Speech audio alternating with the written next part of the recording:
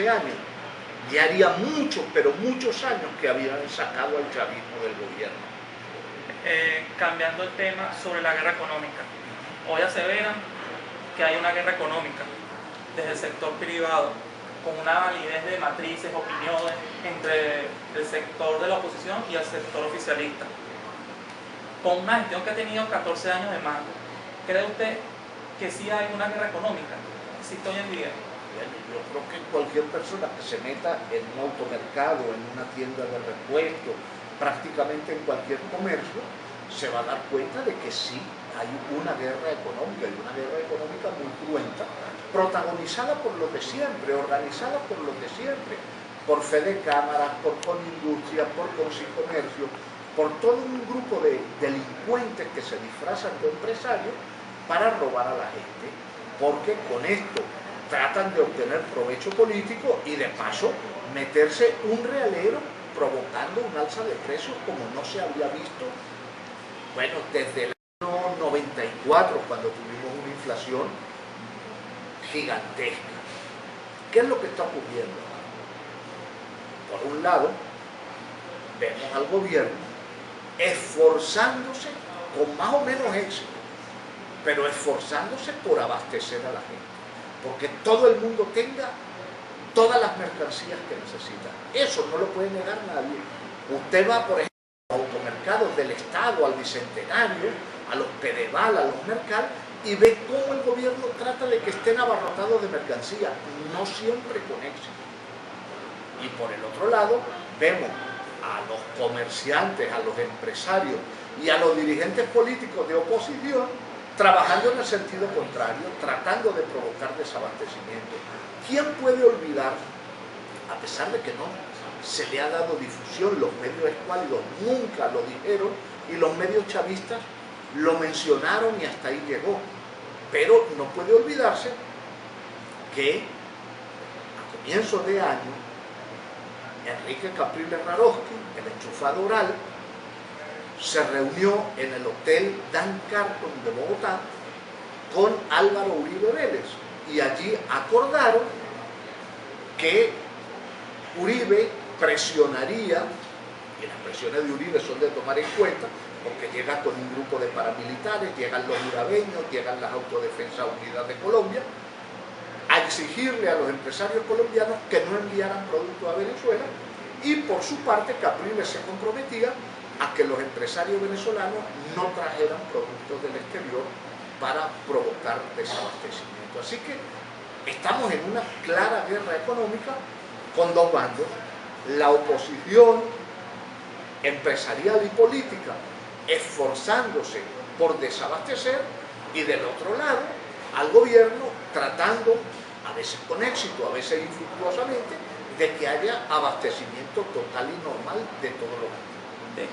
De cara a las elecciones del próximo 8 de diciembre, a las alcaldías municipales, ¿ve hoy al gobierno de cara al proceso comicial con la misma fuerza que mantenía el comandante Hugo Chávez cuando se echaba a los candidatos? Bueno, en las elecciones municipales, ni Chávez, que era un depósito casi inagotable de energía, podía echarse al hombro a los miles de candidatos chavistas que participan en unas elecciones de casi 400 municipios, creo que son 385, que implica 385 candidatos a alcalde, pero hay también candidatos a concejal, es decir, son miles de candidatos. Chávez murió, pero Chávez sigue vivo en el corazón de la Venezuela decente, de los venezolanos honestos. Y eso se traduce en que aunque Chávez no siga a levantarle la mano a los candidatos, la gente sí sabe quiénes son los candidatos de Chávez. Lamentablemente, y por la misma condición de elección local, no hay una encuesta que pueda seguirse y ver cómo van evolucionando las cosas, porque habría que hacer encuestas en cada uno de los municipios, y eso es técnicamente imposible. Pero la realidad es que las encuestas grandes apuntan hacia una victoria muy poderosa del chavismo. la oposición tiene todavía más problemas que el chavismo, y no quiere decir que el chavismo no lo tenga. Por supuesto que hay problemas, y todo proceso electoral genera algunas divisiones. Hay mucha gente que siente defraudada su ambición, y la ambición es política, es perfectamente legítima. Gente que quería ser candidata y no lo fue. Pero las divisiones escuálidas son infinitamente mayores. Ahora, el chavismo controla hoy por hoy el 80% de las alcaldías de Venezuela. El 80% de los alcaldes es chavista. Algunos buenos, otros no tanto, otros regulares.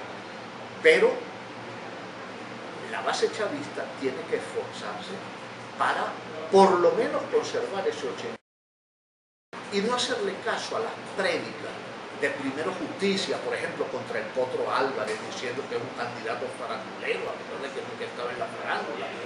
Porque ellos saben que, por ejemplo, el Potro Álvarez, si gana, como creo que va a suceder en Petare, mata políticamente de manera definitiva a Enrique Capriles. La elección del Potro Álvarez significa la victoria en el municipio Sucre, uno de los municipios más grandes del país y con mucho más grande del estado Miranda. Significa la victoria en la alcaldía metropolitana y significa la victoria en la gobernación de Miranda cuando lleguen esas elecciones. Y por cierto, una victoria allí cómoda, como creo que va a tener el Potro Álvarez, se va a traducir en un revocatorio contra Capriles. Capriles, en paz descanse, que se retire de la política, que se vaya a disfrutar con Armando Briquet del dinero que se robaron. Así que la gente tiene que entender y no ponerle casquillo a Primero Justicia. Y la otra cosa que hay que entender es que el peor candidato chavista, el peor de todos, incluso el más corrupto, a la reelección o a elección por primera vez, ese peor candidato nuestro es mejor, pero mucho mejor que el mejor candidato escuálido. El mejor candidato escuálido es muchísimo más ladrón y muchísimo más inepto y muchísimo más ineficiente que el más ladrón, que el más corrupto y que el más ineficiente de los chavistas. El tema de la corrupción. El presidente Maduro presentó ante la Asamblea Nacional la ley habilitante. ¿Seguirán estos controles que establece hoy el gobierno nacional para ponerle fin a este sistema? Pues mira, la ley habilitante, como todas las leyes, no es la solución del problema, ni mucho menos. La ley habilitante no va a acabar con la corrupción, va a facilitar el combate contra la corrupción. La realidad es que en estos últimos meses han caído unos cuantos peces gordos, algunos muy gordos, porque ahí cayó un gobernador de Guárico, cayó el presidente de Ferrominera Orinoco, una de las mayores empresas del país, cayó el alcalde de Valencia, el alcalde de la tercera ciudad de Venezuela. Están presos y están presos con las leyes vigentes antes del habilitante. Por supuesto que el habilitante va a ayudar, va a permitir reformar el marco legal y hacer más sencilla y más expedita la lucha contra la corrupción. Ahora bien, con el Ministerio Público que tenemos, hay que olvidarse de un combate a fondo contra la corrupción, porque ahí, con platica, a usted lo pueden agarrar llevándose hasta los clavos del ministerio, de la alcaldía o de la gobernación, que no le va a pasar nada. Si se llevó solo los clavos, sí, lo van a crucificar con ellos. Pero si se llevó real parejo y tiene para sobornar a las señoras que controlan ese negocio, olvídese que no le va a pasar nada. Así que no podemos caer en ese mecanismo fetichista en torno a las leyes que se creó en la Cuarta República. En la Cuarta República, cuando querían guaralear con un asunto, o nombraban una comisión, que siempre salían de manera grandilocuente, una comisión multidisciplinaria que se va a abocar al estudio de la problemática, todas esas pendejadas que decían los dirigentes políticos puntofijistas y algunos chavistas. Pero, y eso fue un hecho real, aquí había problemas de corrupción y aprobaron con esos nombres rimbombantes y altisonantes, ley de salvaguarda del patrimonio público, es decir, ley contra la corrupción, como se hizo en la Quinta. Se aprobó una ley contra la corrupción y se llamó como